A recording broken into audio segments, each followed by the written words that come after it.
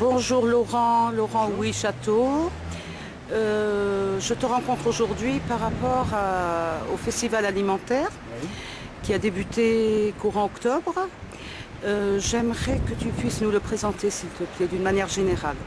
Alors donc le festival alimentaire fait partie de la campagne alimentaire qui est une campagne d'éducation au développement qui est organisée en France par le Comité français pour la solidarité internationale. Oui. Donc le festival alimentaire, c'est un festival de films documentaires autour des problèmes d'alimentation dans le monde et donc c'est un outil d'interpellation du grand public à l'intérieur de la campagne alimentaire. D'accord, il existe depuis combien de temps? Donc le festival, ça fait 4 ans qu'il existe, en France, c'est la 2e année pour la Bourgogne et la campagne, elle, fête sa 10e année. D'accord, il a été créé à quel moment, de quelle façon en fait il a émergé? C'est le CFSI, effectivement, qui avait besoin d'un outil d'interpellation du grand public, qui a créé le festival. Une première année, c'était une projection à Paris, et ensuite, il s'est délocalisé en région. D'accord. Pour la Bourgogne alors, et pour la région, enfin pour Dijon, qu'est-ce que tu peux en dire? Alors le festival a lieu dans sa forme de 4 films sur 2 communes, c'est Chalon-sur-Saône et Dijon. Oui. Mais ensuite il est également relayé dans toute la Bourgogne puisqu'il y a en tout une 40aine de rendez-vous sur l'ensemble du territoire. Les films sont présentés, ensuite il y a un débat, c'est ça? Il y a des intervenants? Donc systématiquement le festival il est composé d'un film et qui est suivi d'un débat avec une ou deux personnes qui est spécialiste de la question autour du film. Quel est le type de public que vous avez? Ça peut aller du public scolaire pour certaines séances, oui, jusqu'au grand public, que ce soit des gens qui soient déjà convaincus ou des gens qui s'interrogent et qui cherchent des informations.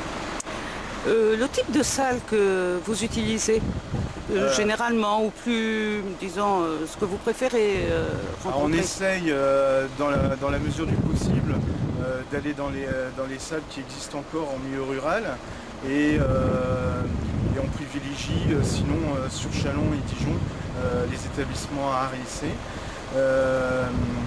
Et puis quand il n'y a pas de cinéma, on fait des projections en salle des fêtes de façon à être le plus près possible du public, même en milieu rural. Oui, Laurent, je t'ai croisé à plusieurs reprises à l'Annexe. Oui. Rue de Vosges, dans des débats qui suivaient déjà des films organisés par certaines associations. Est-ce qu'il y a un lien qui t'a mené à... Alors, il y a un lien direct entre effectivement ces deux opérations. C'est systématiquement, donc c'est accompagner un film documentaire d'une discussion ou d'un débat. Parce que projeter un film documentaire, c'est une chose, mais oui, si on ne l'accompagne pas, ça a peu d'importance en fait. Oui, parce que le public peut rester avec des points d'interrogation, voilà, des choses qui les ont marquées, et puis ils ont besoin d'être éclairés peut-être là-dessus. Oui, et puis bon, c'est aussi l'occasion de recréer du lien entre nous. Oui.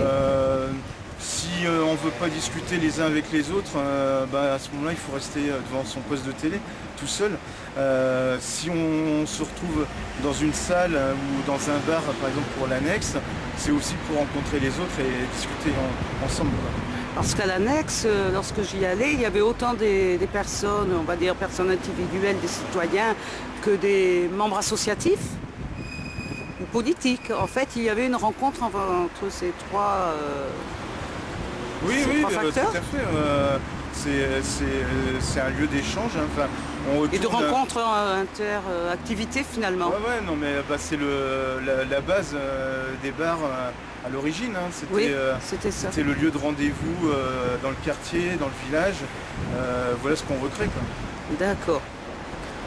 Un petit peu en conclusion, est-ce que tu peux me toucher un mot sur le but ou les finalités de ce type de festival?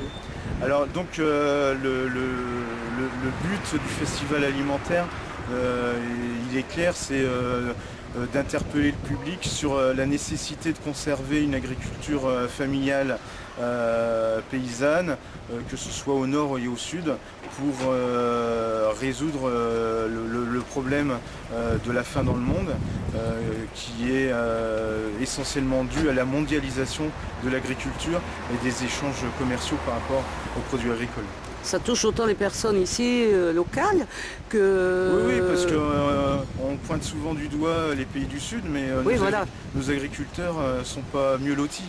Nous avons malheureusement beaucoup de fermes qui disparaissent chez nous et des paysans qui n'ont plus de travail. Enfin, je voulais te demander une petite question. Quel est le type de personne, le profil de personnes ou de groupes associatifs qui peut venir ici pour y trouver une réponse ou une finalité? Alors, le festival et la campagne alimentaire interpellent quand même de manière prioritaire les gens qui sont sensibles au thème altermondialiste. Je pense par exemple à ATTAC, à la Confédération paysanne, parce qu'effectivement on défend exactement les mêmes choses. D'accord. Je te remercie. Le prochain rendez-vous au sein duquel nous nous retrouverons, ce sera quelle date? Donc c'est à l'Eldorado, juste derrière moi. Oui. Donc pour le 4 novembre, oui. 20h30, avec les gens d'Artisans du Monde. Oui. Et donc on va diffuser un film qui s'appelle Madristira, qui est sur l'importance qu'ont les femmes dans les pays en voie de développement au niveau économique. Tu as le nom des intervenants éventuellement? Non. Pas encore? Alors on viendra sur là. À bientôt. Merci beaucoup.